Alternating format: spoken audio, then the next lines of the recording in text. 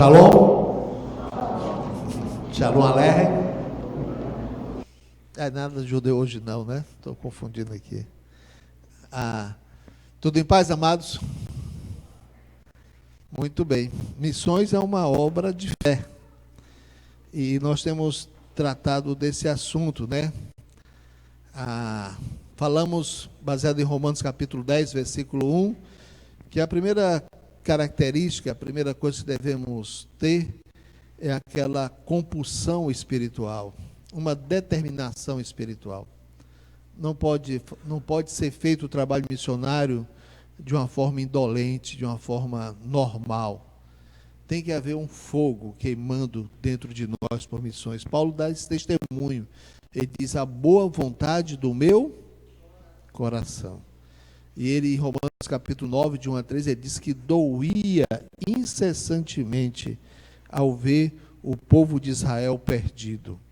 Então, missões têm que partir de alguma coisa que Deus faz em nosso coração. Não somente dos missionários, não somente dos pastores, dos responsáveis da igreja do Senhor.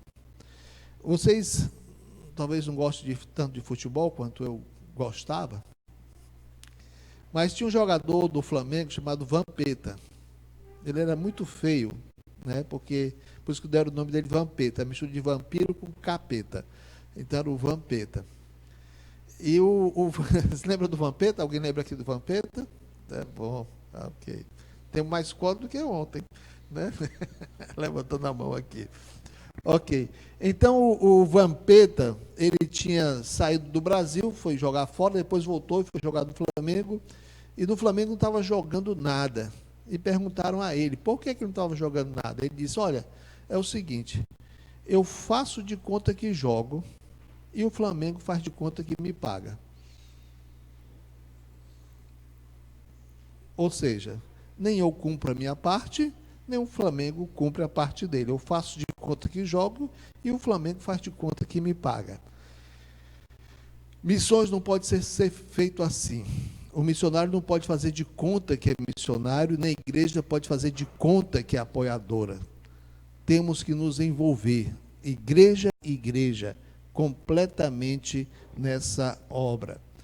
Também nós falamos aqui, amados, eu não quero perder isso, até as pessoas que não assistiram, ontem, sobre a questão de que, anteontem, na sexta-feira, sobre a questão de que Deus usa as coisas pequenas. E esse é um modus operandi de Deus. Deus tem um prazer de usar as pessoas incapazes, as pessoas pequenas. Quem foi que assistiu o filme que eu indiquei ontem, da Gladys Aylward? Né? Você assistiu? Não é lindo o filme? Né? Você conhecia a história dela? Né? A história dela é interessante. A Gladys era pequenininha, por chamado uma pequena grande mulher, e ela quer ir para a China, o chamado dela para a China, mas acontece que ela era pobre, pequena, não tinha uma grande aparência, e ela também foi feito testes na missão, ela não tinha muita capacidade de aprender. Aí disseram: você nunca vai poder aprender idioma chinês, você nunca vai poder ser missionária na China. Rejeitada pela missão, uma grande missão para o interior da China, fundada por Hudson Taylor. Ela junta seu dinheiro, trabalhando como zeladora, como doméstica, como diarista, junta os shillings, né, junta cada dinheirinho dela, e ela faz uma viagem pelo Transiberiano, atravessando a Rússia naquele tempo, a Sibéria, e tem que ir para chegar, atravessar toda a Ásia, depois ir para o Japão, e do Japão voltar para chegar na China, e depois na China, para onde ela queria ir, fazer uma viagem de vários dias de mula. E essa mulher faz um dos maiores trabalhos na China. Para você ter uma ideia, o governo chinês, que era opositor aos missionários, coloca a Gladys como a tradutora oficial da China. O que a missão disse para ela? Que ela nunca iria aprender chinês. E ela se torna a tradutora oficial. Quando a China queria fazer qualquer contrato, qualquer coisa, A Gleides é que é chamada a fazer a tradução. É linda a história, como ela salva as crianças, você viu? Como ela salva as crianças quando os ataques japoneses. E ela não tinha nenhuma perspectiva, ninguém dava nada por ela. É assim que Deus faz a obra, amados. Somos poucos, somos pequenos, somos incapazes, mas se nós nos colocarmos nas mãos de Deus, Deus pode fazer um grande trabalho com a nossa vida. Um homem estava dizendo, olha, como é que Deus vai me usar? Eu não sou nada. Você não é nada? Essa é a matéria-prima de Deus, é nada. Ele criou o universo do nada. Essa matéria-prima, Deus usou nada para fazer o universo, para fazer grandes coisas. Então, nós podemos fazer diferença. Essa igreja pode fazer diferença e você pode fazer diferença na obra missionária. E também nós falamos, amados, que nós também temos que atravessar barreiras.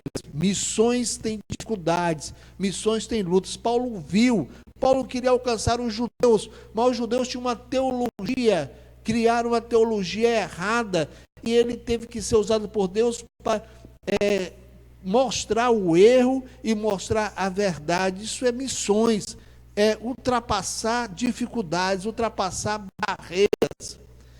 Há uns 20 anos atrás, eu recebi uma carta de um missionário lá no interior do Amazonas, fronteira entre Amazonas, Colômbia e Peru. E ele dizendo que estava trabalhando sozinho naquela região. E havia 50 tribos ticunas. Dessas 50 tribos ticunas tinham sido alcançadas no passado por um missionário. E essas aldeias estavam se acabando desses trabalhos porque não tinha ninguém. E ele estava sozinho. E aquela carta ferveu na minha mão. Era um pedido de socorro. Há um trabalho, há aldeias abertas, há um trabalho a ser feito. Há portas abertas aqui. Só estão precisando de pessoas para fazer esse trabalho. Mas como é que a minha igreja, lá na Barra do Ceará, 20 anos atrás, igreja pequena, poderia fazer alguma coisa? Eu me dispus a ir visitar o local. Fui ao local, viajei, vi realmente a necessidade, vi realmente o campo, fui nas aldeias ticunas, fui nas cidades, dos caboclos, as cidades dos ribeirinhas, fui lá. Quando eu voltei para a minha igreja, eu disse, realmente há um grande trabalho e nós precisamos fazer alguma coisa. Quais barreiras que nós tínhamos? Quais seriam as barreiras, as dificuldades para serem ultrapassadas? Primeiramente, quase 3.000 quilômetros de distância, de Fortaleza, fazendo toda aquela parte do leste a oeste do Brasil, lá na fronteira mesmo, no Rio Solimões, no Alto Solimões. Havia a barreira geográfica, havia barreira também financeira. Como manter uma família num custo de vida altíssimo, numa viagem longa, depois num custo de vista muito alto naquela região? Havia a barreira. Havia a barreira humana, e quem é que iria também fazer esse trabalho? Havia a barreira da capacitação, quem iria ser capaz de fazer esse trabalho, de se adequar àquela cultura também? Havia diversas dificuldades, diversas lutas para ir. E eu me dispus, porque eu teria um pouco mais de capacidade do que os outros, eu poderia usar uma parte do meu salário, a igreja estava me pagando mesmo, e me pagava também para eu ir. Poderia fazer isso. Eu via que eu poderia ser essa maneira da igreja, então, vencer os obstáculos, aquelas dificuldades. E me dispus, me coloquei o meu nome à disposição da minha igreja para fazer isso. Outro missionário, outro irmão também estava nos ajudando no ministério, o pastor Nilson, também disse, eu quero ir, eu também me disponho a ir. Não podia mandar dois, tinha que mandar uma família, ou a minha família ou a família dele. Como eu decidi isso? Como é que a gente poderia decidir? Eu queria ir, e ele queria ir, só podia mandar um. Quem fosse, o outro ficava pastoreando a igreja. Como é que poderíamos fazer isso? Fomos para o Urim, Tumim, fazer o sorteio? Como poderíamos fazer isso? Eu cheguei com ele e disse, pastor Nilson, foi o seguinte, vamos colocar nossos nomes para o conselho da igreja. aquele que a igreja, o conselho decidir, vai. O conselho é que vai dizer quem vai ficar e quem vai. Tá bom? E o conselho se reuniu, nós ficamos orando, esperando o resultado, né? E eles decidiram que eu deveria ficar e ele deveria ir. E foi assim a vontade de Deus. Pastor Nilson foi, fez um grande trabalho, passou 7 anos trabalhando, deixou uma congregação fundada, visitava as aldeias ticunas, fez um excelente trabalho. Depois teve que voltar e Deus levantou um ex-missionário da missão Novas Tribos para ir para aquela região, pastor Eduardo, e aquele trabalho tem continuado. Tivemos que o que fazer? Vencer as barreiras, ultrapassar as barreiras. Tínhamos dificuldades, missões, quanto mais barreiras, mais dificuldades, né? Temos, e mais missionária é a obra de Deus. Mas antes que nós cheguemos na mensagem, eu queria dar os presentes hoje. Cadê o que falou sobre os muçulmanos? Foi o Anderson, é Anderson o nome dele? Cadê ele? Veio hoje? Cadê o Anderson? Hein? Deve estar, foi preso por algum islamita aí, vamos orar pelo irmão, né? Não, ainda não veio. Mas, e o Alisson dos judeus, veio? Cadê o Alisson? Está lá fora? Está na portaria? É. Lá na minha igreja, eles dizem, sabe o quê? Está pastoreando os carros. Eu acho legal isso, né? Lá na igreja tem pastor até dos carros. Eu perguntei, cadê fulano e tal? Está pastoreando os carros. Nunca mais tinha ouvido essa expressão, né? Pastorear. E aí, rapaz, como é que você está? Ah, você hoje veio bem trajado. Veio com o símbolo aí, né? Tem escrito Sion. Isso. Olha só, rapaz, o homem sabe demais. Tem um presente para você aqui. Ih, rapaz, pertinho. Aqui. Sabe o que é isso aqui, Alisson? É meio shekel. Você não merece um shekel ainda não. Certo? É meio shekel, é uma moeda de Israel atual. Agora, todas as moedas de Israel são baseadas nas moedas antigas. Todas as moedas são baseadas em alguma época da história de Israel. Essa aqui é uma época em que se pagava o imposto de meio shekel, equivalia essa moeda a 4 ou 5 ovelhas. Era o valor. Eu estou lhe dando 4 ou 5 ovelhas, tá certo? Ok? E corresponde a um atual, mas correspondente a antigo. E hoje à noite tem mais. Não falte não. Vai para pastor. De noite eu vou estar carregando para as crianças. Tá bom, mas dá um jeito. Vai pastorear os carros agora. Ok. E hoje nós temos, amados, que ver. Quanto tempo eu vou ter? Até a hora do almoço? A alegria minha, olha, rapaz. Vamos tirar os relógios. Pronto, né?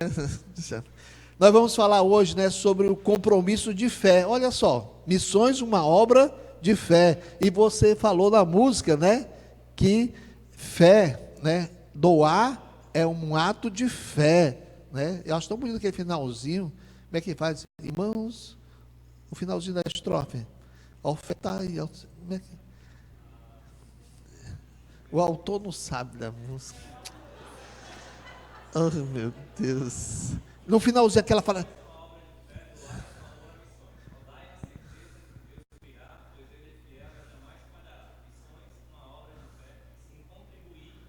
Sim, mas o finalzinho, como é que é aquela expressão? Como é que fala? Eu gostei dessa parte aí. Ó crente, né? Ó crentes, fazei, pois, missões. Olha só, até aprendeu, mas lindo, viu? Gostei muito. Pega o seu livro, né? Compromisso de Fé por Missões, na página 4, por favor, na introdução. Abriu na página 4, abra sua Bíblia em Romanos capítulo 10, versículo 1.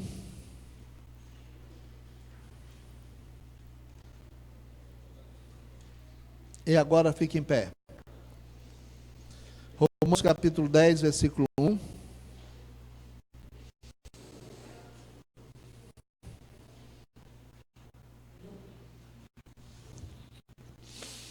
Diz assim a palavra de Deus: Irmãos, o bom desejo do meu coração e a minha súplica e a oração a Deus por Israel é para que eles sejam salvos, é para a sua salvação. Oração por missões, mas vem de um bom desejo, de um forte desejo do coração. Que Deus haja em nossos corações. Querido, nós queremos ter um coração como o do Senhor Jesus. Ele olhou aquelas ovelhas de Israel, aquelas pessoas, e comparou como ovelhas perdidas, como ovelhas que não têm pastor. Ele não viu o homem como nós vimos, talvez na sua alegria, na sua normalidade. Ele viu alguém que foi penalizado. Viu como alguém que foi colocado em desespero por esse mundo, pela perdição, pelo diabo. Quando ele olhou para Jerusalém e viu Jerusalém o rejeitando, Jesus chorou diante daquele quadro. Havia uma compulsão, havia alguma coisa ali no seu coração que fazia ele sentir, não somente de decidir as coisas porque tinham que ser feitas, mas aquilo era alguma coisa que vinha lá de dentro do seu interior. Foi assim também, ó Pai, com os grandes homens que o Senhor usou no passado, com a Gleides. Foi assim, ó Pai, que o Senhor fez também com o Dr. Bob Pisse, que nós vimos. Foi assim que o Senhor fez também com o Davi. Foi assim que o Senhor fez também com Paulo, e agora é a nossa vez. Pedimos a tua bênção. Em nome de Jesus, amém. Poder sentar, amados. Deixa eu fazer essa introdução, depois nós começamos nosso estudo. Para fazer bem esse estudo, amado, você vai precisar de uma caneta. Você tem uma caneta aí? Ok? Se não tem, arranja uma caneta, pega aí emprestado uma caneta, que você vai ter que escrever também. Olha o que é que nós falamos aqui. O compromisso de fé por missões tem muitos outros nomes. Alguns chamam de promessa de fé. Outros conhecem como oferta promessa de fé. E há aqueles que juntam tudo chamando compromisso de fé e promessa. Aí eu falo, não importa o nome. O mais extraordinário é que esse desafio tem abençoado milhares de igrejas em todo o mundo. Com ele, essas igrejas têm feito com amor, fé e entusiasmo o sustento e a provisão de missionários que têm espalhado o evangelho e fundado igrejas até os confins da terra. É bem simples. Durante as conferências missionárias, os membros e a própria igreja, eles são conscientizados do dever de participar ativamente de missões. E depois é explicado que cada um pode fazer um compromisso de fé, de doar uma certa importância mensal para o sustento dos missionários. Esse foi o método que levou Oswald Smith. Ele foi pastor da Igreja dos Povos, a Igreja de Todos os Povos, lá no Canadá, e essa igreja realizou uma grande e intensa obra missionária, sustentando centenas de missionários, e também enviou mais missionários para o mundo inteiro do que qualquer outra igreja da sua época. É impressionante como Deus usou essa igreja dos povos, do pastor Oswald Smith, usando o compromisso de fé.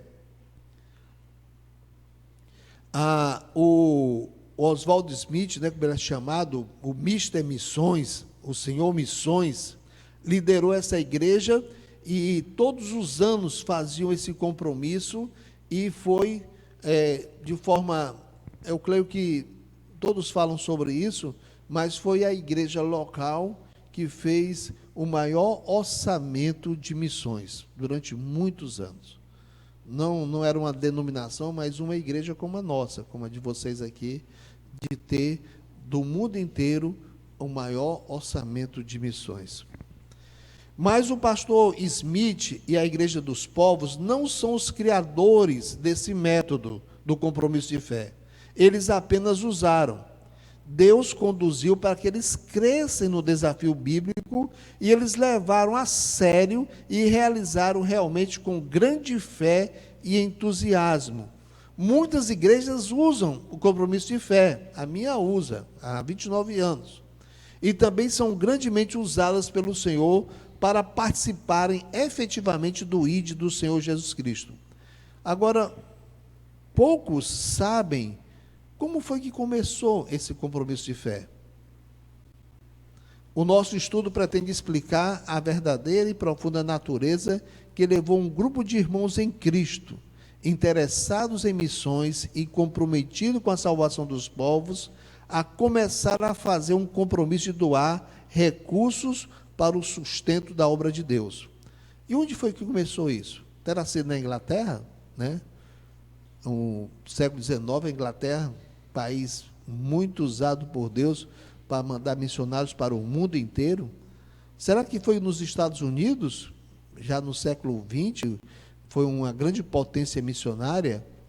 Creio que, como eu, vocês também ficarão surpresos em como e onde Deus despertou o seu povo a pensar nessa forma de compromisso para manter a obra missionária. Que o Senhor Deus seja glorificado nessa jornada de pesquisas e estudos, fazendo com que cada um de nós ame mais e mais a Jesus Cristo e esteja cada vez mais envolvido na missão que Ele confiou a nós. Então, vamos virar a página, a origem e o método do compromisso de fé. Esse é um estudo que é para ser feito de forma informal, nós conversando, né? Eu vou fazendo perguntas e vocês vão respondendo e vão anotando aí. Número 1, a Etiópia é uma nação de aproximadamente 94 milhões de habitantes que fica na África Nordeste, então no Nordeste da África, ao sul do Mar Vermelho. No início do século XX, aproximadamente a terça parte do povo era muçulmana, a outra terça parte era animista e a outra terça parte era pertencente à Igreja Ortodoxa Etíope. Então, fazendo um levantamento religioso da Etiópia, no início do século XX, nós tínhamos essa tríplice divisão. Dissemos que a Etiópia tem aproximadamente 94 milhões de habitantes e há aproximadamente aí no Brasil 200 milhões de habitantes. Portanto, o Brasil tem aproximadamente o quê? Letra A, 2 vezes a população da Etiópia, 3 vezes, 5 vezes ou 10 vezes a população da Etiópia. Resposta certa, pastor Jaime? A. Olha aí, rapaz. Muito bem. Letra A. Tem mais ou menos 2 vezes a população da Etiópia. Nós já temos dito, número 2, que as principais religiões da Etiópia, por volta de 1920, eram o islamismo, o animismo e a Igreja Ortodoxa Etíope. Você ainda está lembrado que nós dissemos que, letra A maioria do povo era muçulmano, a maioria do povo era animista, ou o povo estava dividido igualmente entre os 3 elementos religiosos? Você, qual é? A, B ou C? Cadê o seu livro? Cadê o livro aqui do pessoal? Quem não recebeu o livro ainda? Isso, tá aí, vamos lá. Só vou passar quando você responder.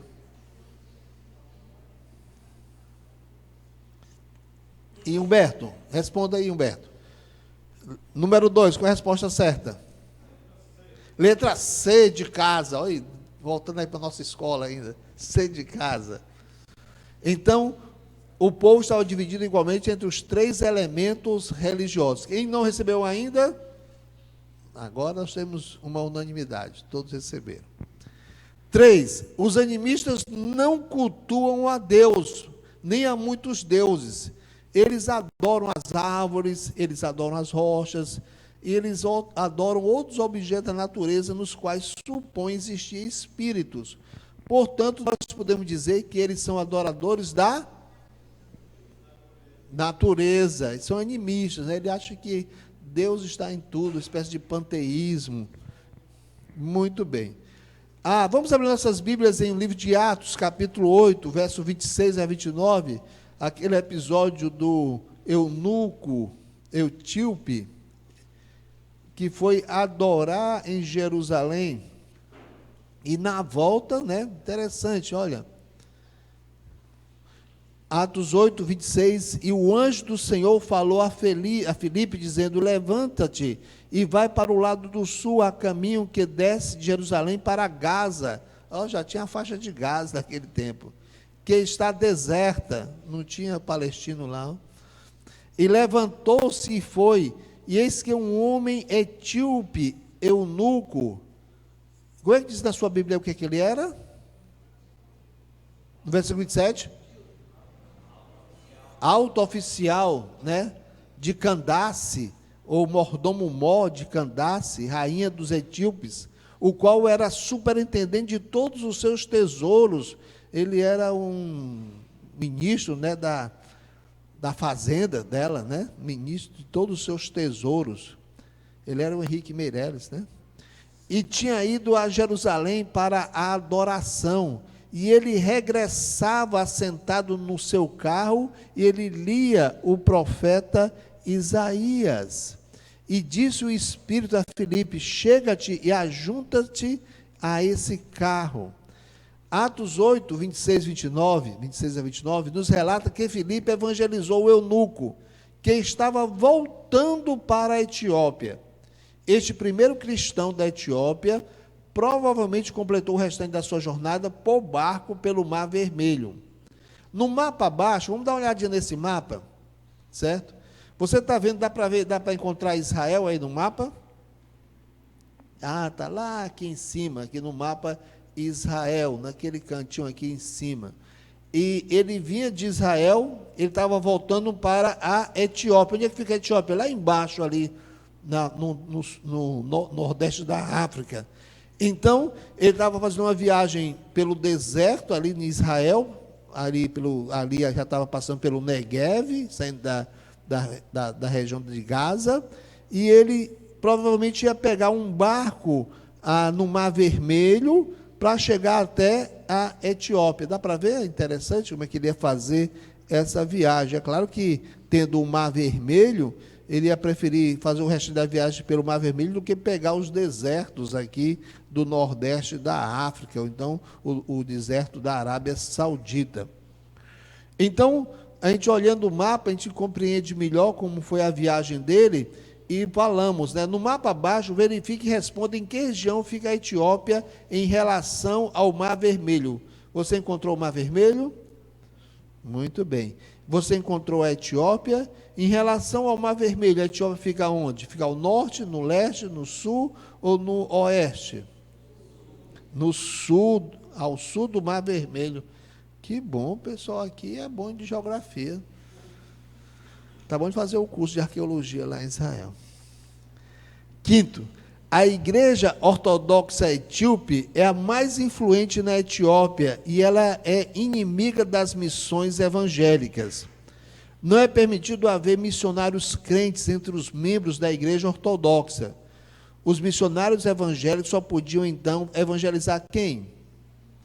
Se a Igreja Ortodoxa Etíope, no início do século XX, ela era muito influente e não permitia que os missionários pregassem, evangelizassem os cidadãos que fossem da Igreja Ortodoxa.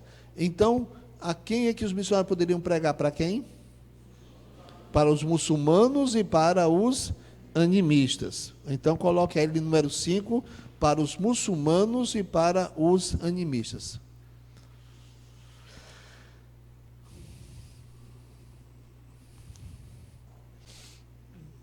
Pastor Valnei, quantas pessoas aproximadamente vivem na Etiópia? Sim. Ele está voando. Pastor é assim, o pastor está pensando o que vai acontecer na hora do almoço. 94 milhões. Eu sei como é pastor, o pastor está pensando agora o que vai acontecer depois, já está planejando alguma coisa, né? Eu sei, eu também sou pastor, né? 94 milhões. Pastor Jaime, já que eu estou pegando no pé dos pastores, onde se localiza a Etiópia? Não tenho a menor ideia. Você está com a vantagem, está pegando um bom sopro aí, eu estou ouvindo. Viu? No Nordeste da África, em relação ao Mar Vermelho. Muito bem. E como é o nome dessa música que nós cantamos, que é o tema da conferência missionária? Muito bem. Esse aí está mais afiado, esse aqui está aqui, viu? Ok. Me diga uma coisa, número 8. Quais são as 3 principais religiões da Etiópia, Isoldinha? Você é nossa visitante aqui, seja bem-vinda. Islamismo, animismo e a Igreja Ortodoxa Etíope. A Igreja Ortodoxa, as igrejas ortodoxas, elas são cristãs, mas elas não são evangélicas, elas não são bíblicas. Quando fomos para o Egito, o nosso guia era da Igreja Ortodoxa, e ele não entendia nada sobre a salvação. Nada. Número 9. A primeira missão protestante a entrar na Etiópia foi a missão luterana sueca, em 1866, século XIX, né, o grande século missionário. Missionários de vários países chegaram de lá no decorrer dos anos, e hoje existe na Etiópia mais de 120 mil luteranos. Calcule, os missionários protestantes têm estado trabalhando na Etiópia, daquele de 1866 para cá. Dá quanto mais? Quem é bom na matemática aí, para calcular? Pessoal da música aí. Hein? Esse é um dó, um ré? Quanto tempo eles estão trabalhando lá? Desde 2015, 2016, quanto tempo? Muito bem. Letra C, cerca de 140 anos o trabalho tem sido feito lá na Etiópia. De qual país foram os primeiros missionários protestantes para a Etiópia? Se foi a missão luterana sueca, provavelmente foram da Suécia. Muito bem. Essa você sabia, né, pastor Valnei? Eu não perguntei, né? Eu fiquei... Você ficou... Pergunta para mim essa. Muito bem. Número 11. Hoje, diversas missões trabalham na Etiópia, mas com poucas igrejas. O grupo que está se desenvolvendo mais rapidamente é a Igreja Evangélica Palavra da Vida, que é o resultado do trabalho da missão do Sudão interior. No século XIX, as missões tinham um desafio, principalmente de alcançar os lugares mais difíceis. E assim como o Hudson Taylor fundou a missão para o interior da China, né, a MIC, a outra pessoa, vamos ver o nome dele aqui, fundou a missão para o interior do Sudão. O objetivo era esse, era ir para os locais mais inóspitos, mais perigosos, mais de difícil acesso para levar o evangelho a quem nunca ouviu do evangelho. Então, esse trabalho foi fundado pela missão do Sudão interior. Esse trabalho se iniciou em 1927, e em 1971 já tinha 180 mil membros batizados, com uma comunidade de cristãos com cerca de 500 mil de pessoas, e com 1.800 igrejas organizadas. Que coisa é essa maravilhosa que aconteceu lá na Etiópia entre 1927 e 1971? Ter uma comunidade de pessoas frequentando a igreja, de cerca de 500 mil de pessoas, com 1.800 igrejas, com 180 mil pessoas, membros de igrejas. A Igreja Luterana e a Igreja Evangélica Palavra da Vida não são os únicos grupos protestantes na Etiópia, mas entre os protestantes são os maiores. Responda, qual destes grupos é o mais antigo? Qual é? É da Igreja Luterana Sueca, né? Luterano, muito bem. Mas qual é o maior? A Igreja Evangélica Palavra da Vida, correto? Estão comigo ainda? Muito bem. Qual o grupo evangélico que mais cresce na Etiópia? Dessa Igreja Evangélica Palavra da Vida. 14ª, o trabalho missionário não é fácil na Etiópia. Você já tem aprendido que a igreja ortodoxa etíope é contrária às missões evangélicas. Mas os muçulmanos também são muito resistentes aos que pregam o evangelho de Cristo. Portanto, um dos principais problemas que os missionários enfrentam na Etiópia são o quê? São as religiões resistentes, né, ou que fazem oposição ao evangelho de Cristo.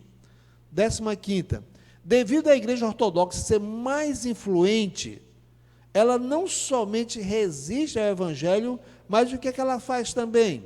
Letra A, ela proíbe missionários evangelizarem entre seus membros, ela lança muitos missionários fora da Etiópia, ou ela limita o número de missionários que podem trabalhar na Etiópia? Letra A, né? Pelo menos nós vimos até agora, ela proíbe dos missionários, né, evangélicos a evangelizar entre os membros da igreja ortodoxa etíope. 16ª, depois da oposição religiosa, a falta de locomoção, né, dificuldade de transporte, é também uma dificuldade para muitos missionários em diversas áreas, regiões da Etiópia. A Etiópia é um dos países mais montanhosos da África. Muitas estradas são bem precárias. Em algumas regiões nem há sequer estradas. Pergunta: como você evangelizaria um lugar onde não há estradas e nem aeroportos, nem rios? Como é que você faria? Hein? Já sei. Isso, não iria. Não. O que você faria então? Não tem aeroporto, não tem estrada, não dá para ir de carro, mas tem gente lá. O quê? De bicicleta? Numa magrela? Então, o animal, né, arranjava mula, camelo, ou a pé mesmo para ir. Uma vez nós estávamos lá em Ubajara, levei o grupo de jovens para Ubajara e nós estávamos fazendo aquele caminho a trilha que vai, né, até a gruta de Ubajara, é bem legal. E quando nós estávamos no caminho, né, na trilha, alguém falou, né, tinha um guia, né, nosso lá, e ele disse: todo mundo se encoste nas pedras, né? Todo mundo, e todo mundo ficou assim encostado nas pedras. A trilha era pequena, o espaço da trilha. Sabe por quê? Que vinha um grupo de jumentos carregados, né? Porque lá dentro daquele mato, daquela região ali de Ubajara, tem uma comunidade e só pode ser levado coisas a pé por jumentos. O pessoal lá vive disso. Eles pegam, eles fazem cavão e eles vêm no jumento, de jumento vão vender nas cidades, na feira, e depois eles compram alimentos e levam, né? E uns 10 jumentos, e os caras levando aquilo ali. Eu achei tão interessante. E alguém da nossa igreja disse que vai organizar uma equipe para evangelizar lá. Como é que eles vão fazer para chegar lá? Tem que ir a pé, tem que fazer a trilha, depois de chegar na gruta, ainda talvez uns 3 ou 4 quilômetros para chegar lá. Agora, evangélico não chegou lá não, mas lá tem Coca-Cola. Olha só, você vai lá, você tem propaganda da Coca-Cola.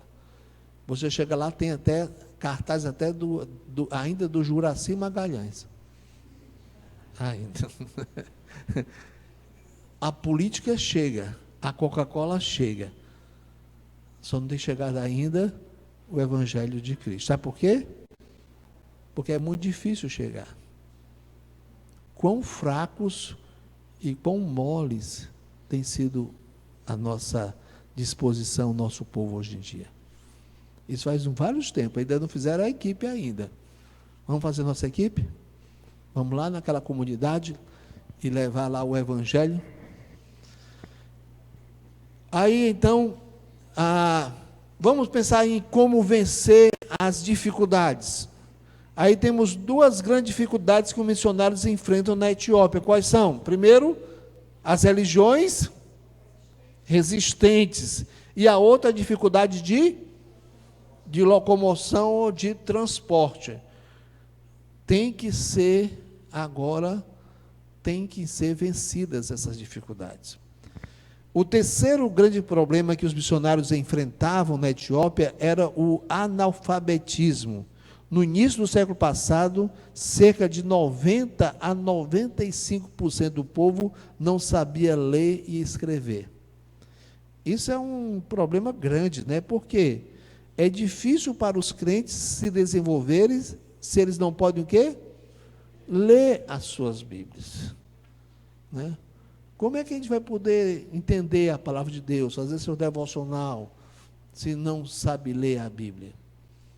Tem uma senhora da minha igreja que ela era analfabeta, e ela aprendeu a ler na Bíblia. Interessante. Eu acho que praticamente hoje ela só lê a Bíblia, né? Mas era a vontade tão grande dela de aprender para poder ler a palavra de Deus, que ela aprendeu com a Bíblia, aprendeu a ler com a palavra de Deus. É difícil conseguir crentes capazes para quê? As igrejas. Qual a palavra que nós colocamos aí? Para liderar, né, as igrejas. Assim, muito tempo dos missionários é gasto ensinando o povo a quê? A ler e a escrever, em vez de trabalhar na evangelização e na edificação. Concordam comigo aí? Né? Eles vão ter que gastar muito tempo, e adultos para aprender a ler e escrever, ainda mais demorado ainda. Conforme já vimos dos itens 14 a 17, pastor Valnei, agora você, preste atenção. Qual dos três problemas que pode ser solucionado com um grande sacrifício pessoal da parte dos missionários? Espera aí, responda não. Qual deles pode ser solucionado com um trabalho muito paciente? E qual dos problemas deve ser solucionado apenas por Deus em resposta às nossas orações? Então, vamos lá. Muito sacrifício para o quê? Questão dos transportes, da locomoção, muito sacrifício. Para ensinar a ler, né, o analfabetismo, é para você ter o quê? Muita paciência, letra B. Qual dos problemas pode ser solucionado com um trabalho missionário muito paciente? O analfabetismo. E letra C, qual dos trabalhos deve ser solucionado por Deus em resposta às nossas orações? A resistência, né? Como é que a oposição do evangelho só pode ser resolvido com oração? Você não vai brigar com as pessoas, né? É uma coisa que a resposta tem que ser resposta de oração. 18ª. Os missionários da missão do Sudão Interior, que iniciaram a Igreja Evangélica Palavra da Vida, entraram na Etiópia em 1927. Em 1928, eles iniciaram um frutífero trabalho entre os Uálamo, uma tribo que é do grupo Gal, uma tribo no sudoeste etíope. Este povo nunca foi muçulmano e eles nem eram membros da igreja ortodoxa etíope. Eles sempre adoraram os objetos da natureza. Nós chamamos eles de quê? De animistas. Muito bem. A 19ª, Roland Bingham, é assim que pronuncia esse nome? Ele é inglês, não é americano? Olha só como foi aí a pronúncia aí. Vou aqui no meu, aqui, Roland Bingham.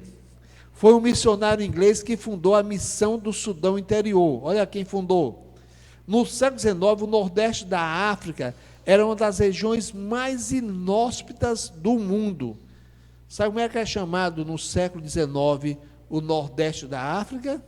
O cemitério do homem branco. Porque todo missionário que chegava lá morria, né? Era o grande desafio, era o cemitério do homem branco. Mas tinha milhões de pessoas vivendo lá, muitas tribos. Então ele foi o que fez, olha, havia o terrível deserto do Saara, havia regiões intransponíveis, Havia povos bárbaros e muitas doenças fatais. Porém, havia mais de 60 milhões de pessoas sem a presença de um único missionário crente.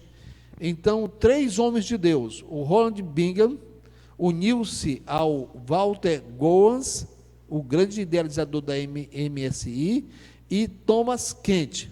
Esses 3 homens decidiram fundar essa missão para alcançar aquela região do nordeste da África. 1893, a primeira tentativa de alcançar aquela região. Amados, essa época é uma época de glória da igreja do Senhor Jesus Cristo. A igreja naquele tempo, as igrejas daquele tempo, os homens e as mulheres de Deus daquele tempo, eles olhavam nos mapas as regiões mais difíceis para poderem irem lá.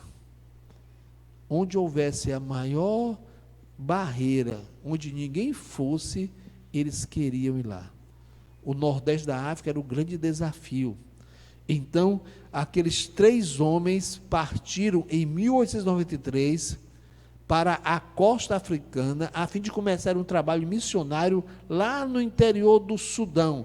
Dá uma olhadinha no mapa, novamente, lá para a gente ver o Sudão, olha. Está vendo aí? Eles chegaram aonde? No mar Mediterrâneo, no nordeste aí da África, talvez no Egito, para irem para onde? Para o Sudão. Atravessar aqui no Egito, o deserto do Saara. Essa região aqui, no início, no século XIX, isso aqui era muito pior do que hoje em dia é. Né? Então, olha só aqueles homens. Vamos lá. Como um Bingham adoeceu, o Roland Bingham, os 2 companheiros concordaram em deixá-lo numa cidade do litoral para cuidar dos suprimentos, enquanto o Goans e o Kent entrariam para o interior selvagem. Boa estratégia essa? Eram 3. O Roland Bingham adoeceu. E o que eles fizeram? Você vai ficar aqui numa cidade, no litoral, e você fica aqui dando apoio a gente, fica com os alimentos, fica com tudo aqui, e nós 2 vamos continuar a missão. Em um ano, eles viajaram 1.300 quilômetros adentro do Sudão, mas eles morreram. Walter Goans foi capturado por uma tribo e morreu de disenteria. E Thomas Kent foi vítima da malária. 3 homens foram. Um adoeceu, ficou no litoral, o idealizador, o que planejou, e os 2 amigos continuaram, morreram. O que você faria? A Ruth Tucker, naquele livro Até os Confins da Terra, ela conta essa história, estou tirando de lá. Gente, sabe quem foi uma das mulheres que mais incentivaram depois essa missão a continuar? A mãe do Walter Goans. Ela perdeu o filho lá, mas ela não desanimou com o trabalho missionário. Qualquer mãe poderia ficar revoltada, né? Meu filho foi, morreu, você, né? Eu chamar o pastor Valnei, o pastor Jaime, para a gente fazer uma empreitada missionária lá em Ubajara. Chegando em Ubajara no hotel, eu adoeço, fico lá, vai o Valnei e o pastor Jaime, e os 2 morrem lá. O que é que a esposa dele vai dizer de mim? Por que você fez isso, rapaz? Nós estávamos na igreja tudo sossegado, você chega lá e faz um desafio desse, e você fica bom e o meu marido morre, né? O que é que a esposa do pastor Valnei ia dizer? O que é que as mães iam dizer? Olha, gente, como o trabalho era de fé, a convicção para fazer a obra de Deus, nem a morte impedia dos homens de fazerem a obra de Deus. Olha o que aconteceu. Bingham, apesar de arrasado, qualquer homem de Deus poderia dizer, eu preferia eu ter morrido. Não era não? Eu preferia eu ter morrido. Ele ficou arrasado, né? Apesar de arrasado, ele não desistiu. ele voltou para a Inglaterra, visitou o Canadá, e nos Estados Unidos ele viu que era necessário fazer um curso de medicina, porque havia muita necessidade de pessoas doentes, muitas doenças, e também se aprimorou na teologia. Em 1898, fundou oficialmente a missão do Sudão Interior. Quem foi uma grande incentivadora? A mãe do Walter Goans. Em 1900, a segunda tentativa. Quantos anos depois? 7 anos depois. 1900, segunda tentativa. Em 1900, 7 anos depois da primeira tentativa, Bingham e mais 2 colegas missionários partiram para o Sudão. Novamente, quantos? 3. Novamente, Bingham adoeceu gravemente. E os seus 2 colegas que haviam prometido, eles tinham feito um pacto, os 3, que acontecesse o que acontecesse, eles não voltariam. Mas os 2 decidiram regressar no meio da viagem. Foi mais um duro golpe para Bingham, que sentia que as suas forças e convicções estavam sendo abaladas. Na história da Bíblia de missões, em Atos, qual foi aquele que voltou do meio do caminho? João Marcos, né?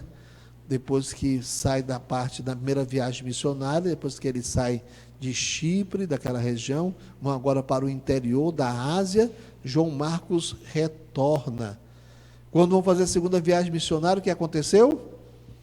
Paulo e Barnabé, né? Vamos fazer a segunda viagem? Vamos. Aí Barnabé diz, vamos chamar João Marcos. E Paulo diz, esse voltou do meio do caminho. Quem volta do caminho, deserta. Quem deserta, não está preparado para a obra de Deus. Houve uma discussão. O livro de Atos diz que houve uma briga. O termo lá é uma briga mesmo. Falaram alto, gritaram um com o outro, mas Barnabé embirrou. Se ele não for, eu não vou. Paulo, então não vai nenhum dos 2. Eu vou só. Quem foi que acompanhou Paulo agora? Silas. E a corrente da bênção de Deus estava na segunda viagem missionária, né? E na terceira viagem missionária. Acontecem dificuldades, acontecem deserções, acontecem desistências, né? Contudo, em 1901, Bingham e mais 4 companheiros, quantos missionários agora? 5, né? Ele mais 4, 5, empreenderam a terceira tentativa, entraram pelo interior africano, fundaram um posto da MSI a 800 quilômetros da foz do rio Nilo, e apesar das dificuldades, nos 2 primeiros anos, 2 missionários retornaram, e um morreu. Quantos tinham? 5, 2 voltaram, e um morreu. Ficou quantos? 2. Mas o trabalho cresceu.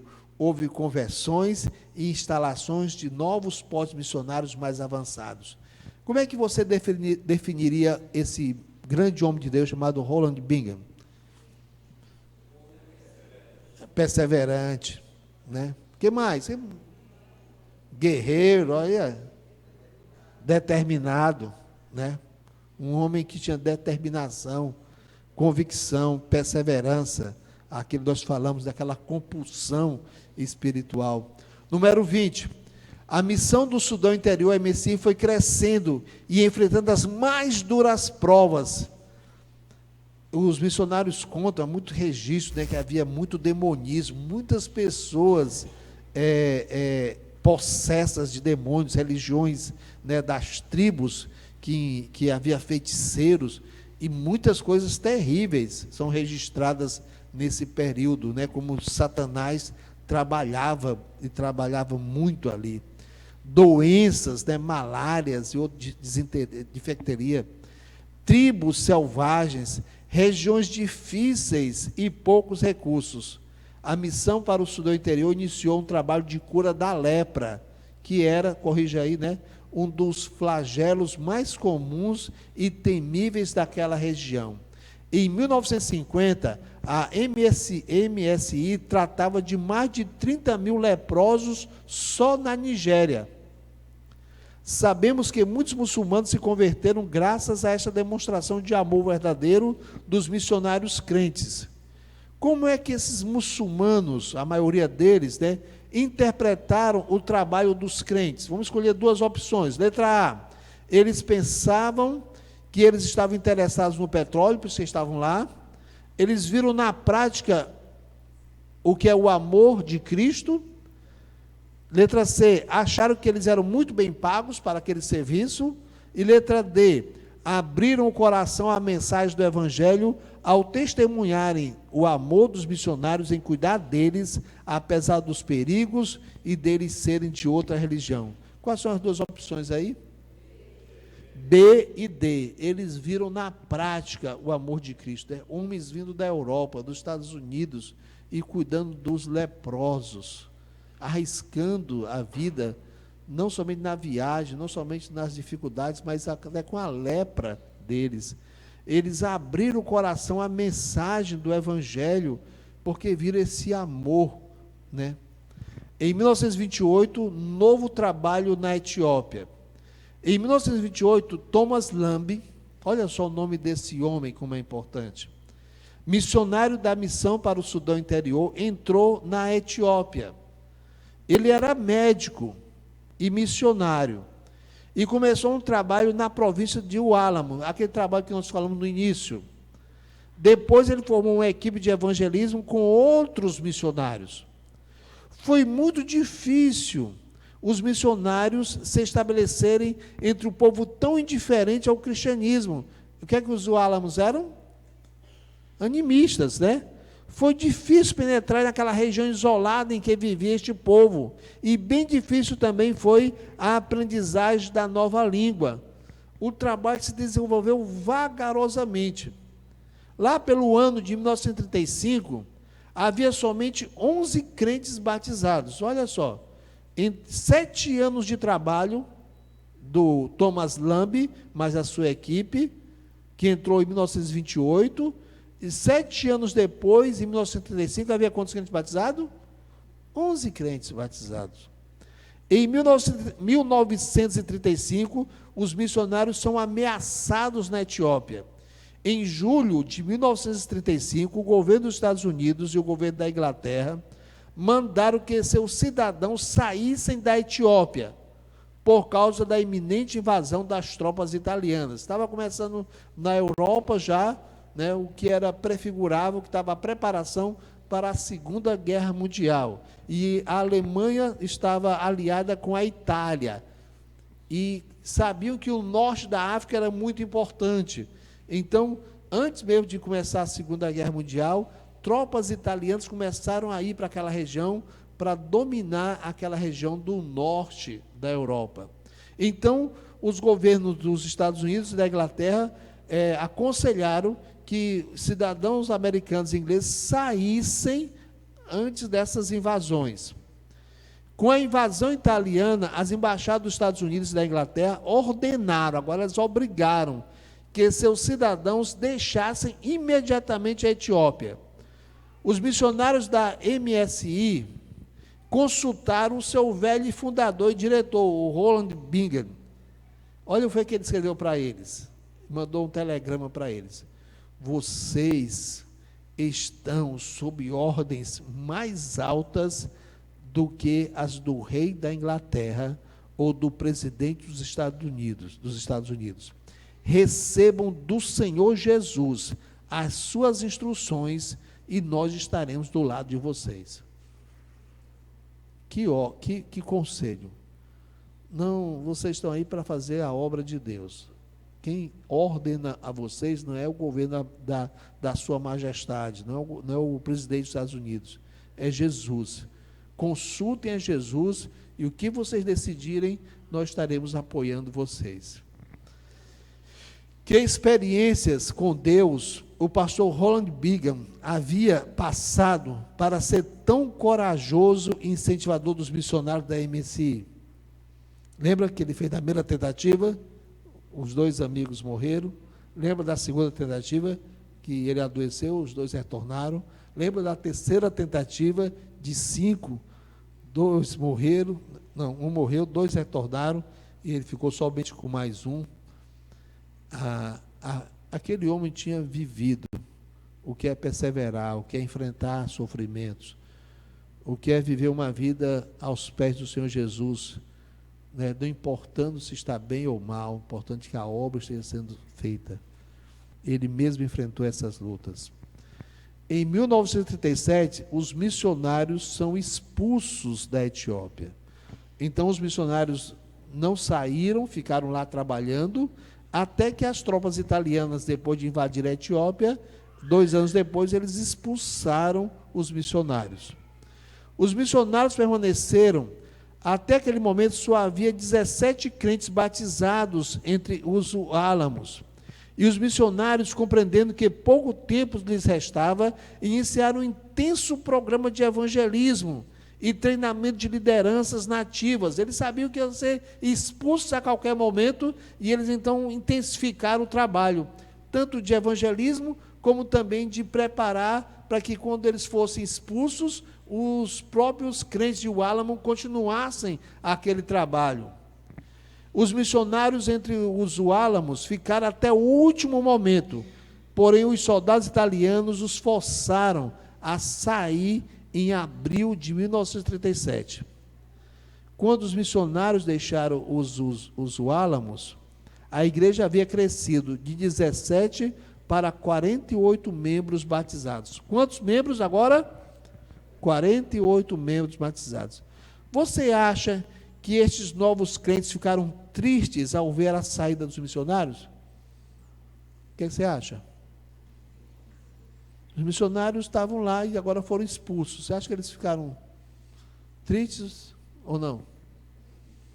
Claro que ficaram, né?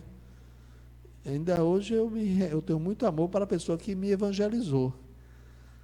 Ainda tenho muito amor ainda para o pastor que pregou no dia que eu me converti.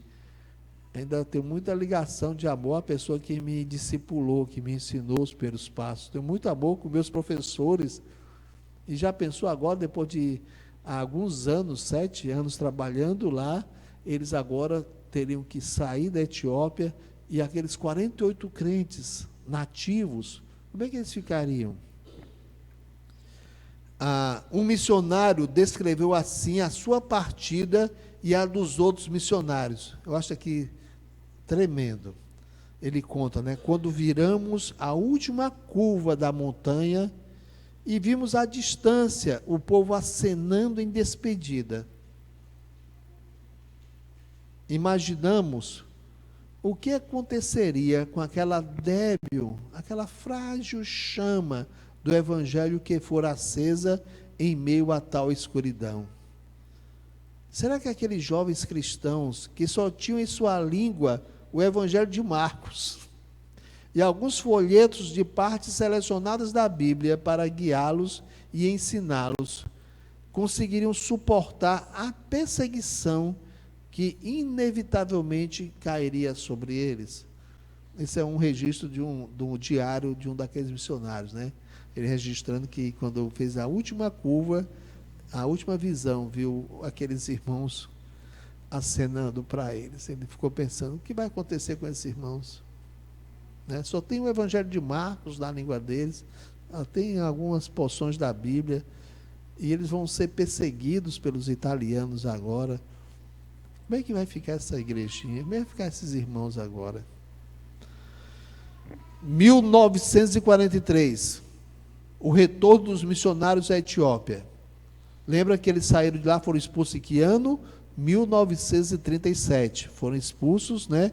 A Segunda Guerra começou em 1939, e então eles tiveram que ficar fora da Etiópia, mas antes de terminar a Segunda Guerra Mundial, a Itália começou a perder força lá, né? E então os missionários voltaram antes mesmo de terminar a Segunda Guerra Mundial. Termina só em 45, mas quando a situação melhorou, os missionários voltaram. A 23ª aí diz assim: os missionários voltaram aos Álamos em julho de 1943, depois de 6 anos, né? Saíram em 37, sem nenhuma comunicação. Durante aqueles 6 anos não tiveram nada. Não tinha celular naquele tempo, né? Não tinha, e era lá no interior da Etiópia, nas selvas lá, então não tinha nenhuma forma de se comunicar com eles. Eles retornaram, né, depois de 6 anos, sem nenhuma comunicação. Eles, ao retornar, duvidavam se a pequena igreja ainda subsistia.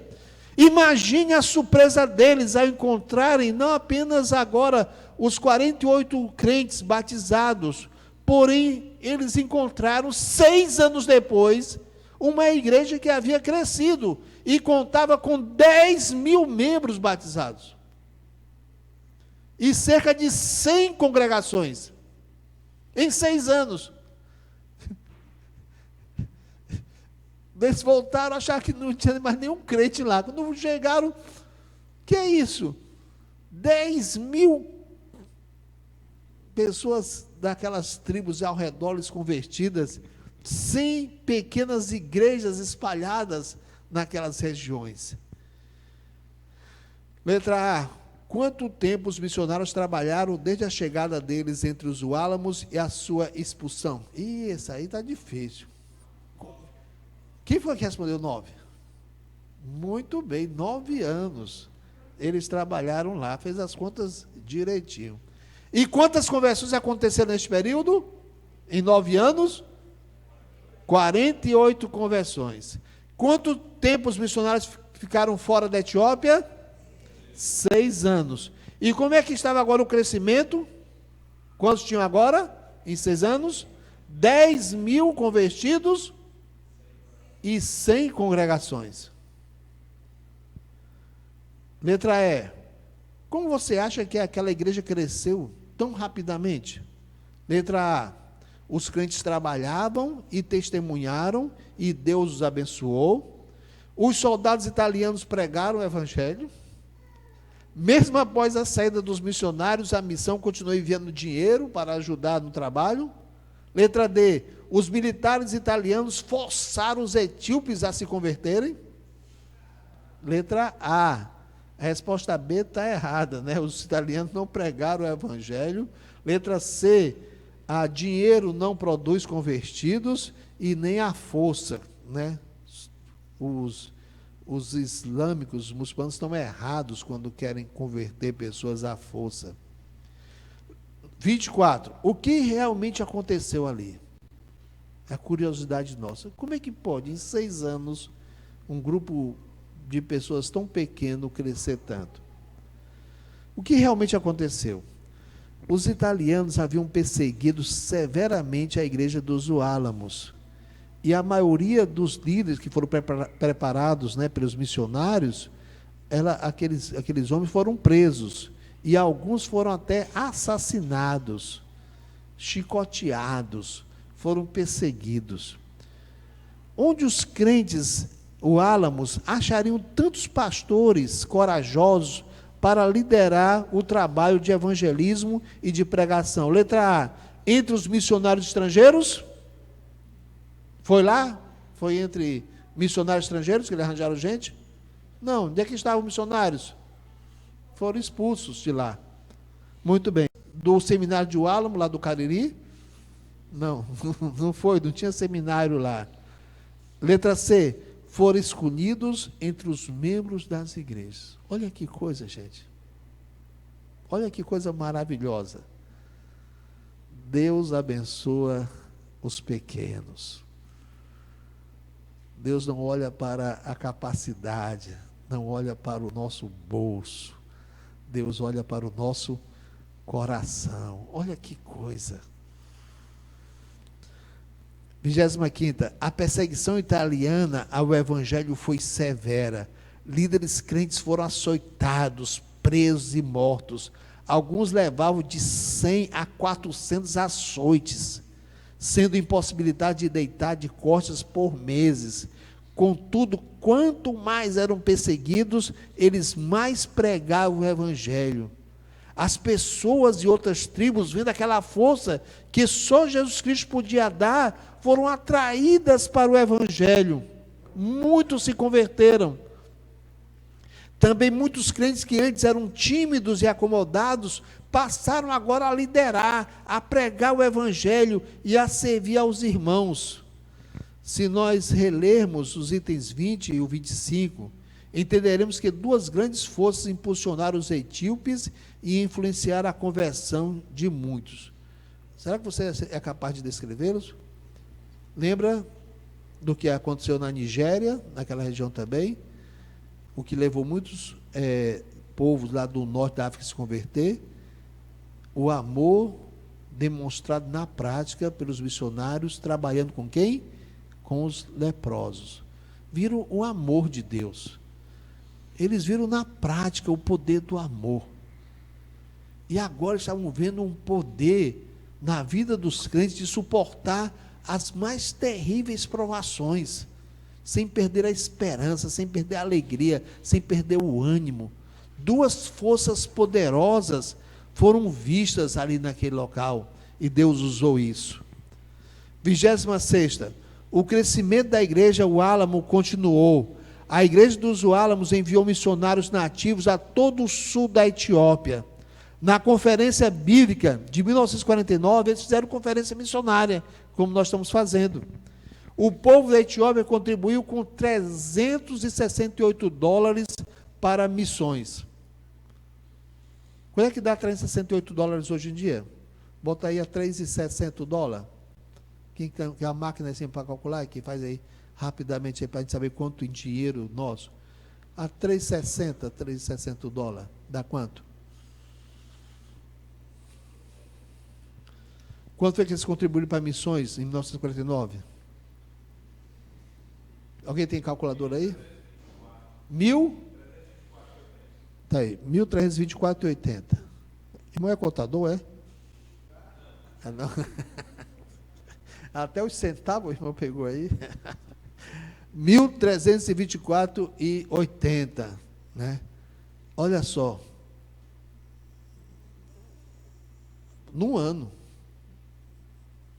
Essa igreja aqui investe mais do que isso numa semana, se calcular. Muito mais do que isso. Né? Num ano, eles só tinham, com todo o zelo deles de vender as coisas. Em 1950, o dinheiro investido com missões na igreja do Álamo foi de $1.800. Quanto? $1.800. Esse cara é contador. 6.000 e quantos centavos? Passou de um ano para o outro de R$1.300 para R$6.500, R$6.480. Como nós poderíamos definir o fervor missionário dos Álamos? Ele foi estagnando-se com o passar do tempo?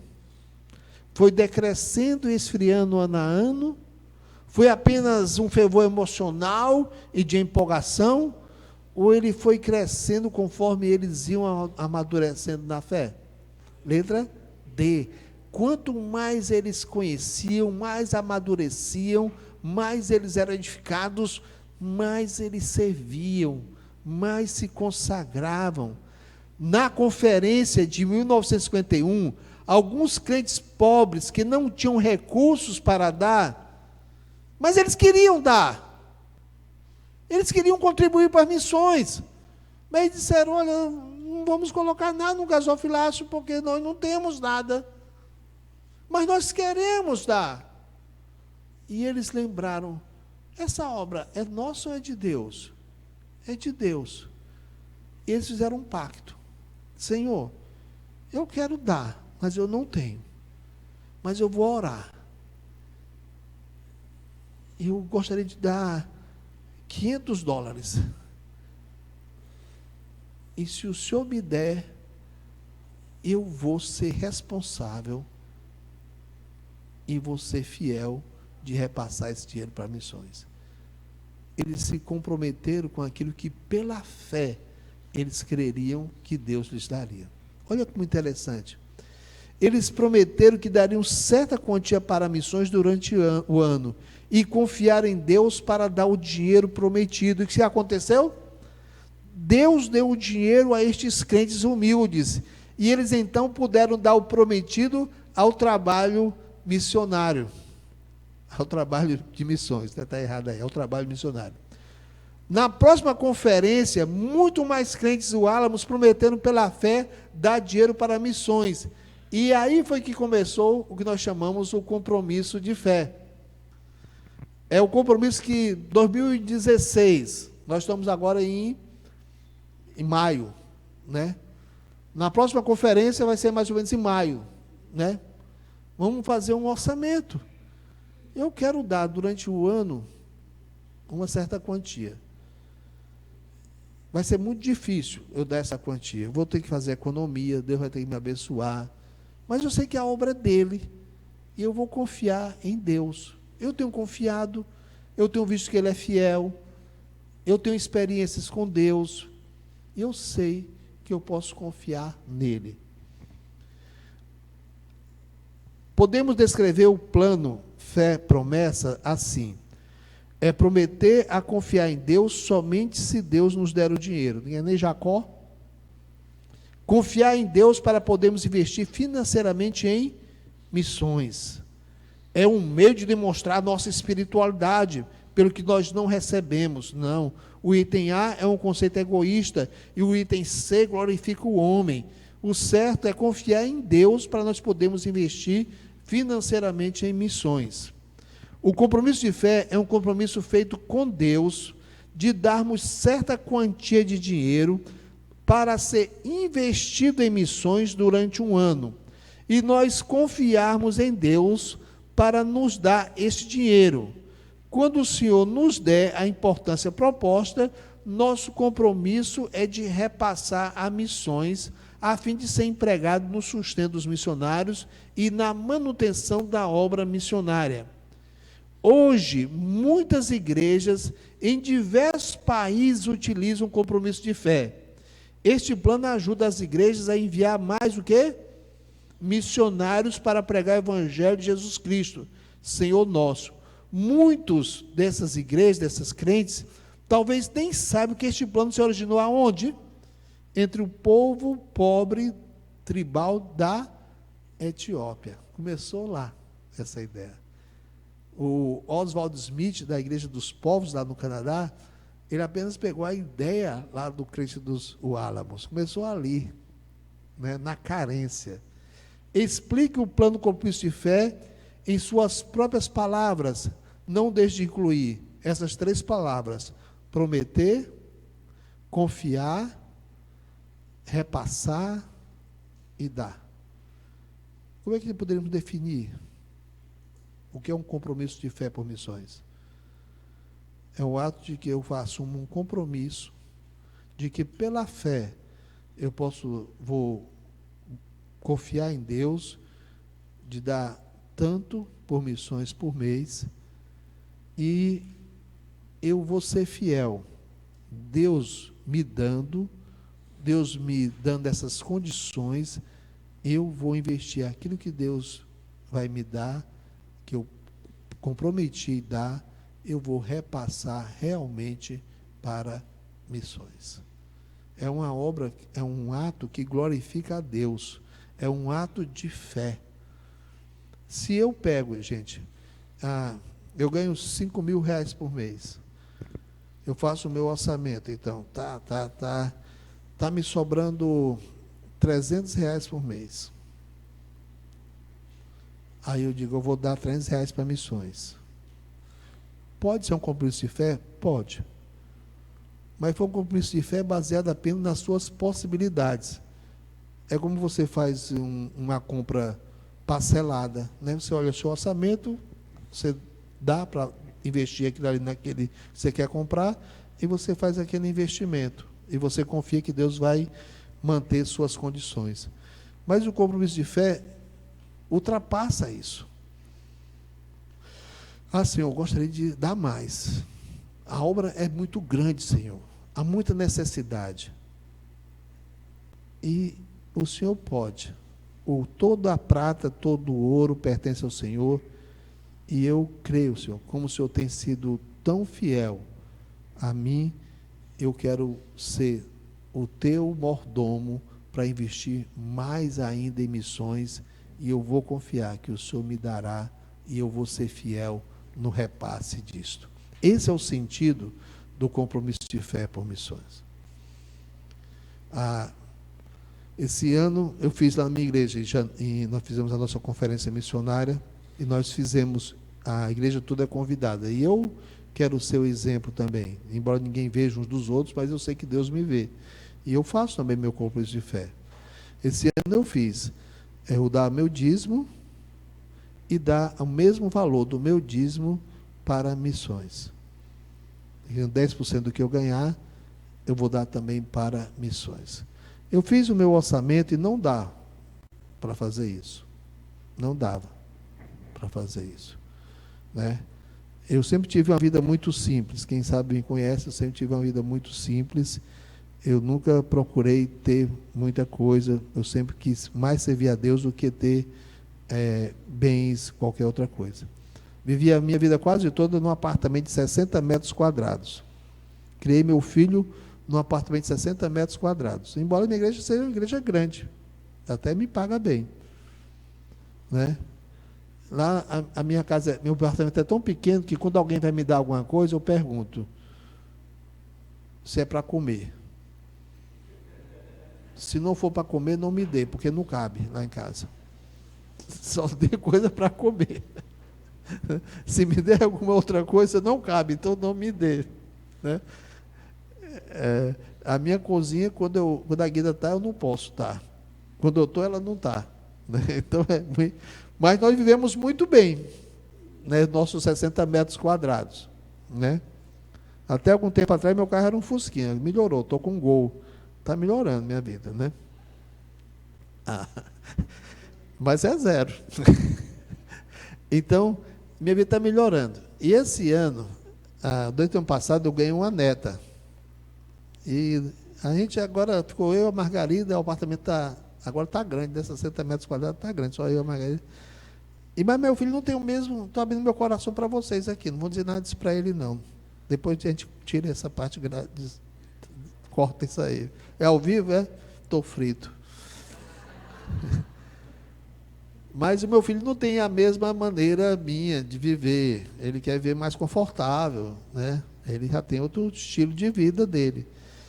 E eu sei que vai ser difícil levar a neta dele para passar o dia lá em casa num apartamento exprimido daquele jeito. E nós compramos agora um apartamento maior. 90 metros quadrados. Só para caber a neta. Não é? Né? E comprar apartamento, você tem despesas, tem tudo isso, todas essas coisas, né? E tudo estava previsto nessas coisas. Mas eu me comprometi, mesmo assim, a dar, além dos meus dízimos, 10% para missões. Gente, faz quase 30 anos, mais de 30 anos que eu faço compromisso de fé. Deus nunca deixou faltar. Deus nunca deixou de prover. Eu digo isso, eu não tenho... É uma coisa que eu posso testemunhar na minha vida, certo? Como Deus é fiel nisso. E mais uma vez, Ele está sendo fiel. Apesar de todas essas coisas, Deus está suprindo para que eu possa honrar o compromisso que fiz com Ele. Então, esse é o sentido do compromisso de fé, né? E a alegria de saber que aqueles recursos estão mantendo vários trabalhos. Esse lado do Alto Solimões, nós temos uma família missionária lá, o Eduardo, a Cláudia e seus 3 filhos, mantidos quase que integralmente pela nossa igreja. Temos o trabalho lá em Portugal, do Roberto, mantido quase que integralmente pela nossa igreja. Nós temos dezenas de missionários de congregações nossas, e nossos missionários de congregações são mantidos integralmente pela nossa igreja. Como é que pode isso? Que milagre é esse que está acontecendo? Deus honrando os compromissos de fé dos irmãos. A igreja mesmo faz um compromisso de dispor nós estamos agora, acho que é 12 ou 13% do nosso orçamento direto para missões. E além do mais, os compromissos dos irmãos. Por que foi que aqueles, número 30, por que foi que aqueles crentes de Álamo prometeram contribuir para missões durante o ano, em vez de simplesmente dar logo o dinheiro? Por que não deram logo o dinheiro? Por quê? Vocês agora ficaram calados, eu comecei a falar em dinheiro. Por que eles não deram logo o dinheiro, amados? Porque eles não tinham. E eles queriam dar. Deus poderia dar a eles. Isso é fé. Eu digo sempre assim, meus irmãos, faça o seu compromisso conforme a sua fé. Eu vou dar R$1.000 por mês. E Deus vai me dar os R$1.000. Você tem confiado em Deus até agora, pelo menos em R$50? Vá confiando, aumentando a sua confiança em Deus, né? Faça isso, né? É o ato de você crescer na sua experiência com a fidelidade. É o Deus que provê. Eles eram pobres, eles não tinham dinheiro para o sustento dos missionários. Eles tiveram um compromisso de confiar em Deus, para que o Senhor Deus lhes desse o necessário, pois a obra é do Senhor. E Ele mesmo é que está interessado em sua realização, e Ele é quem provê os recursos necessários. A parte do crente é confiar em Deus e ser fiel no repasse dos recursos, né? Tem experiência desse jeito, né? Alguém disse, eu quero dar, vou dar, eu não posso, mas se Deus me repassar, me der, eu vou repassar. Eu vou repassar todo mês R$200 para missões. Embora, e eu vou confiar que Deus vai me dar. Chega no outro dia no trabalho, o patrão chega e diz, olha, você foi aumentado R$200 por mês. Ele diz, oba, vou poder comprar uma geladeira nova. Esses R$200 é para geladeira nova, para frost free? Eram R$200 que Deus tinha provido, né, para missões. Deus faz esses milagres, né? Deus tem. Na nossa igreja fizemos abrir parte para testemunhos. Interessante. Gente que disse, eu vou dar todo mês R$50. E mesmo estando desempregado, e vou confiar, vou pedir a Deus que me dê esse dinheiro, né? Meu irmão contou uma vez lá na nossa igreja, disse que chegou perto do final do mês, ainda não tinha dinheiro, e não achou uma carteira de dinheiro. Mas, para o azar, tinha o nome do dono da carteira. Estou brincando. Mas tinha o nome do dono da carteira, e ele foi devolver a carteira, né? Chegou lá no negócio, aí tocou a campainha lá, aí ele falou, né? Que eu achei a carteira de fulano e tal, moro aqui. Aí um momentinho, passou uns minutos, aí abriu uma portinha assim, o empregado chegou, o que foi? Não, que eu achei a carteira do dono aqui. Depois não pode entregar. Aí ele fechou a portinha. Esse agora, pode ser até que o empregado vai roubar o dinheiro do homem, né? Puxa vida, né? Aí disse que quando foi saindo, o portão abriu. Aí era o empregado, disse, olha, o cara mandou lhe dar R$50 a você. Era o dinheiro do compromisso de fé. Não deu o dinheiro da carteira toda, mas deu o dinheiro do compromisso de fé. Acontece isso. E o que ele fez? R$50. Agora sim, agora... Não, lembrou que foi do dinheiro que ele havia comprometido com Deus.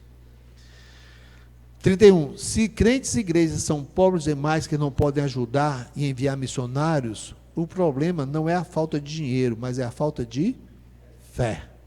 Você acha que o compromisso de fé daria certo na sua vida? Na minha vida tem dado. Há 30 anos, né? Deus tem feito isso. Na página seguinte, a página 19, tem o chamado, a base bíblica do compromisso de fé. Aqueles irmãos lá dos Álamos, talvez nem soubessem, mas estavam fazendo alguma coisa que tinha base bíblica. O exemplo está em 2 Coríntios 9, de 1 a 5. Você pode estudar isso depois, tá certo? Nós não vamos aqui colocar. Mas eu queria ver com você, na página 20, as 4 bases do compromisso de fé. Primeira base é a fé de cada um. Segundo, é o assunto pessoal entre você e Deus. Ninguém cobra compromisso de fé. É uma coisa entre você e Deus. Por que nós pedimos às pessoas que quando façam, no membro da igreja, façam o compromisso de fé, eles coloquem e deem ao responsável por missões só para que a igreja, na base da fé dos irmãos, façam o orçamento. Nossos missionários sabem que eles recebem por mês aquilo que por fé nós cremos que Deus vai prover. E até hoje, né, nós não temos falhado com os missionários. Algumas vezes temos alguma crise financeira, temos que tirar realmente recursos da igreja para suprir, e depois os recursos vêm, até missões pagam o que foi pego da igreja. Mas durante esse tempo todo, eu não me lembro de nenhum período. O irmão Abílio já não foi? Foi tesoureiro da nossa igreja, né? Você pode dar testemunho disso. Você lembra de algumas vezes nós deixávamos de mandar dinheiro para os missionários? Né? Sempre, né? Sempre. Eu gosto muito do testemunho do pastor Geraldo Cruz. Geraldo Cruz, lá na Colômbia, ele diz: pastor Nogueira, eu sempre, quando eu vou fazer compromisso de aluguel, eu sempre sei que da sua igreja sempre chega no dia 30. Nosso compromisso é esse, né? Até o dia 30 mandar o dinheiro dos missionários. E ele sempre diz para mim, quando eu vou fazer algum compromisso de data, eu sempre faço aquele dinheiro da sua igreja, porque eu sei que até o dia 30 sempre chega aquele dinheiro, né? Deus é fiel quando a gente quer realmente servir ao Senhor. Então, o fato de a pessoa registrar e dar para o responsável por missões, não é para que seja cobrado, mas é para que seja feita uma perspectiva orçamentária para saber quanto nós podemos, né, nos comprometer com os missionários, e eles devem entender que isso é por fé. Possibilita o envolvimento de cada crente na obra missionária, e a quarta base é que todos participam, não há ninguém que não possa participar. Aí no final, na página 23, eu coloquei aí uma biografia, eu adaptei, de Robert McCheyne.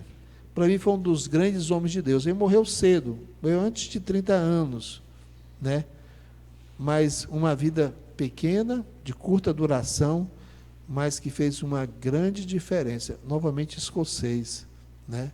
E homens que Deus usaram, homens dos quais o mundo não era digno, e essas histórias devem nos inspirar a procurarmos ser também esses homens e mulheres de Deus. O que é que eu recomendo aqui é o seguinte, né? É apenas uma sugestão, é que nesse seu livro, onde é que está? Na página, onde é que está? Página 22. Oba, está aqui, ó. Minha resposta, está aqui. Coloca o nome, meu compromisso de fé por missões para este ano será de tanto, por fé.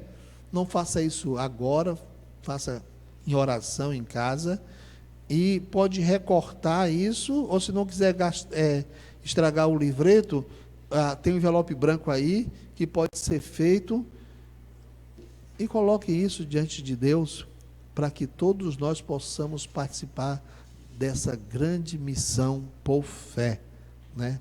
Isso eu digo que eu tenho feito, tenho experimentado e tenho sido também muito abençoado por causa disso. Pai querido, nós queremos te dar graças, ó Pai, porque o Senhor, mais uma vez, está nos lembrando que missões é uma obra de fé. Oramos por fé, nós pregamos pela fé, nós vamos, se for o caso de nós irmos, é pela fé. Sustentar os missionários é por fé, e nós fomos salvos pela fé, e a tua Bíblia diz que o justo pela fé viverá. O justo é salvo pela fé, e ele vive pela fé também. E, ó Pai, aumenta-nos a nossa fé, e faz com que a gente possa ser praticante dessas nossas convicções. Abençoa a tua igreja em nome de Jesus. Amém.